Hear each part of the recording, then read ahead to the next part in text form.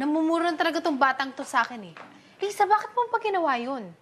Ma, hindi po ba kayo na-proud sa akin? Pwede po kayo magkaanak ng magaling na pintor, magaling na artist. Tigilan mo nga ako, Lisa. Tigil-tigilan mo na ako sa pamimilosopo mo, ha? Dinurowing ko lang naman po yung sino natutulog doon para hindi naman po kayo malito.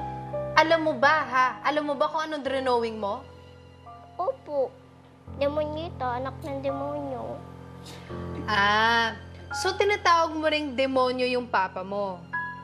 Dahil dyan sa ginawa mo, bilang magaling na pintor, bilang magaling na artist, ikaw magbubura dun sa ginawa mo. At hindi ka rin kakain hanggat hindi malinis na malinis yung pader ng kwarto ni Fleur. Naiintindihan mo? Yan ang hirap sa bahay na to eh. Sinisikal niyo ang pangarap ng mga tao. Kaya, gumawa ka nga ng sabon.